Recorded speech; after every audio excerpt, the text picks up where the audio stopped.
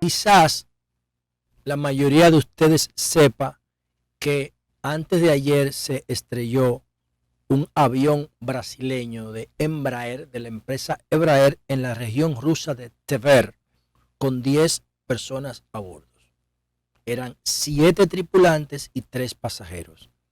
Uno de esos pasajeros era Yevgeny Prigozhin. Yevgeny Prigozhin, el líder del grupo de mercenarios de guerra Wagner, también conocido como el cocinero de Putin. ¿Por qué a Prigozhin le llamaban el cocinero de Putin? ¿Cómo logró, sin ser militar, porque no es militar, cómo llegó a convertirse en el líder de un ejército paralelo en Rusia? ¿Qué era la granja de trolls, o de troles, no sé cómo se pluralice, por la cual Estados Unidos estaba ofreciendo una recompensa de $250,000 por la captura de Prigozhin?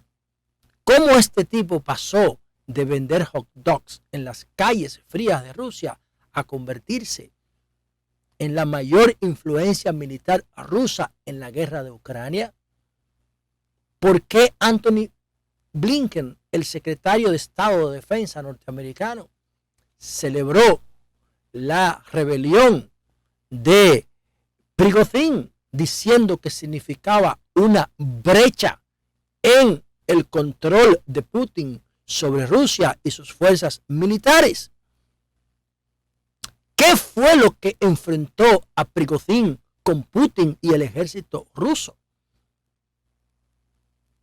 Todas estas preguntas voy a tratar de respondérselas en los próximos minutos. Quédense hasta el final. Vamos a empezar diciendo lo siguiente, señores. Miren,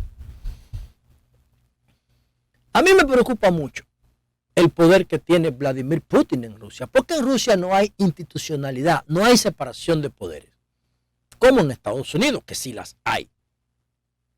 Y lo vamos a ver ahorita cuando analicemos las comparaciones entre los dos modelos. Mientras tanto, me preocupa porque Putin tiene un arsenal nuclear que puede hacer daño irreparable a la humanidad. Irreparables a la humanidad. Como no hay institucionalidad, Putin puede activar solo una agresión nuclear. Una agresión nuclear estratégica expresada en megatones, en millones de toneladas de TNT, no en kilotones, no en megatones. Y eso es preocupante. Entonces, dicho esto, ¿quién era Yevgeny Prigozhin? Yevgeny Prigozhin fue una persona rusa, 62 años de edad, nació a principios del 60, todavía en la Guerra Fría, o él nació cuando se levantó el muro de Berlín en la Guerra Fría y creció, y cuando se hizo adulto se desmoronó el muro.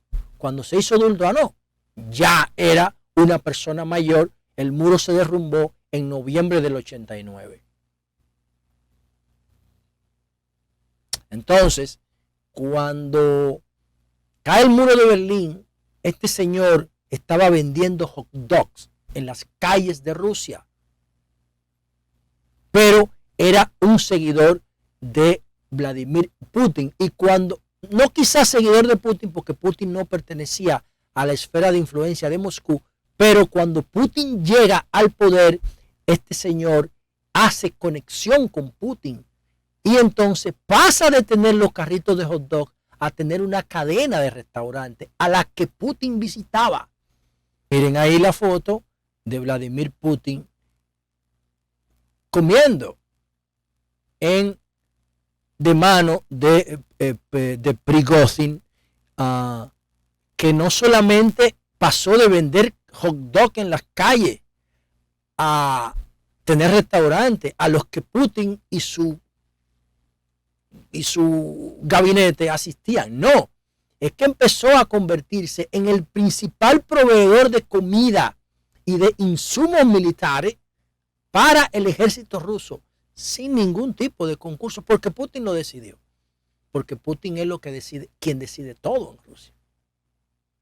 Entonces, después de él convertirse en multimillonario, haciendo negocio con el ejército y con Putin, entonces empezó a reclutar mercenarios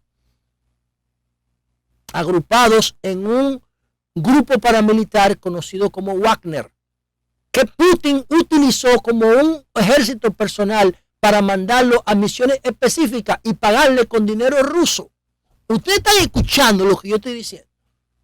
Entonces, poco participó en misiones en África, misiones en Siria, misiones en Turquía y esta misión en Ucrania. Pero ¿qué pasa? Que el ejército ruso no ve con buenos ojos a el cocinero de Putin, a Prigozhin. No lo veía con buenos ojos porque es una distorsión, es un grupo de paramilitares mercenarios. Estados Unidos también los tiene, pero no los tiene así. No son relaciones oficiales. Estados Unidos contrata mercenarios a través de la CIA y de terceras personas, pero que pelean por dinero. Eso ha existido siempre. Busquen la historia de la caída del Imperio Romano en Oriente para que ustedes vean cómo la última esperanza de el emperador Constantino era que llegaran los mercenarios cristianos católicos a defenderlo de los árabes. Búsquenlo para que ustedes vean. Entonces, ¿qué pasa? Que cuando Wagner está encabezando la ofensiva en Ucrania, el ejército ruso comenzó a enfrentar a Wagner. Y había enfrentamientos entre los grupos de Prigozhin y los grupos y el ejército regular ruso. Empezaron a dejar de mandarle armamento, de mandarle insumos. Entonces, Prigozhin atrapa a un coronel ruso y lo pone a hablar en un video. Lo interrogan, lo maltratan, lo torturan y el tipo empieza a decir cuál es la actitud del gobierno ruso frente al grupo de paramilitares y mercenarios Wagner. Incluso el ejército ruso bombardea el campamento de los Wagner en Ucrania. Oigan, qué locura. O sea, son los miembros de Wagner son prisioneros de guerra, mercenarios de otros países, todo lo que quiera pelear allá. Lo meten ahí, le dan un arma. Un desastre, una locura. Entonces, en junio, Estados Unidos se enteró de que estaban moviendo armamento cerca de Moscú. Estados Unidos se entera, la CIA, y se da cuenta de que Prigozhin, después de que su campamento fue atacado en Ucrania, cruzó la frontera y dirigió una columna de mercenarios de guerra hacia Moscú. Pero esa columna no sale de la nada. Eso tuvo mucho tiempo organizándose. Y ahí es que se produce el discurso de Putin diciendo que lo del chef, lo de Prigozhin, era una traición. Llegaron a un acuerdo para que él se fuera a Bielorrusia, que es un país de la ex Unión Soviética que apoya a Putin. Pero era cuestión de tiempo. ¿Por qué no lo habían matado? Porque ellos estaban buscando el menor daño colateral posible. Encontraron una región donde no había mucha gente habitando, que el avión no provocara daños a civiles. Solamente murieron dos colaboradores de Prigozhin y 7 tripulantes. Ahí está el tema. Y entonces Estados Unidos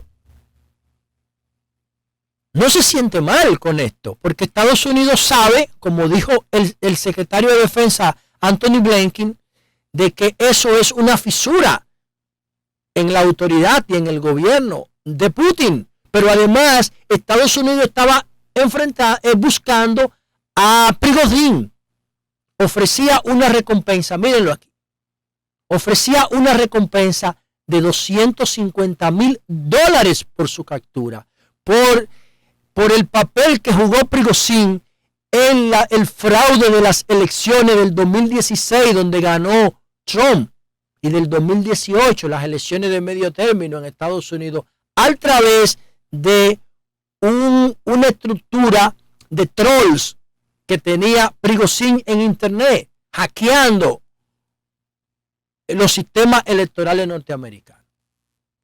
El tipo no era fácil, era un monstruo creado por Trump. Y para mí, la muerte de Prigozhin es el principio de la caída de Putin. Prigozhin fue un delincuente desde chiquito. Miren esto. En el año de 1979 fue condenado a 2 años y medio de prisión por delito.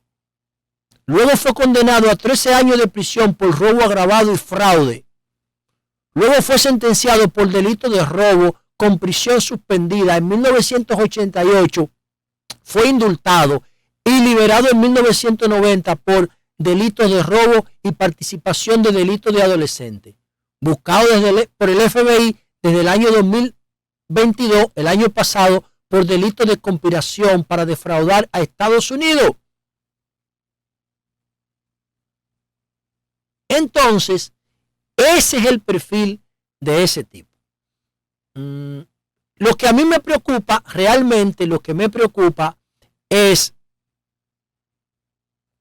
que Putin pueda hacer lo que le da la gana en Rusia, porque no tiene contrapeso del Kremlin, no tiene oposición política, no tiene ONG como Participación Ciudadana, nada.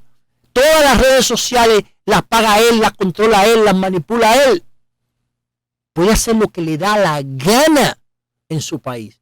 Y entonces Putin tiene unos juguetes ahí expresados en grandes cargamentos nucleares de armas de destrucción masiva, estratégicas, no tácticas, de agresión, de ofensiva, no de defensa, como la que tienen todos los países, porque solamente Estados Unidos y Rusia tienen armas nucleares estratégicas, expresadas en megatones, no en kilotones.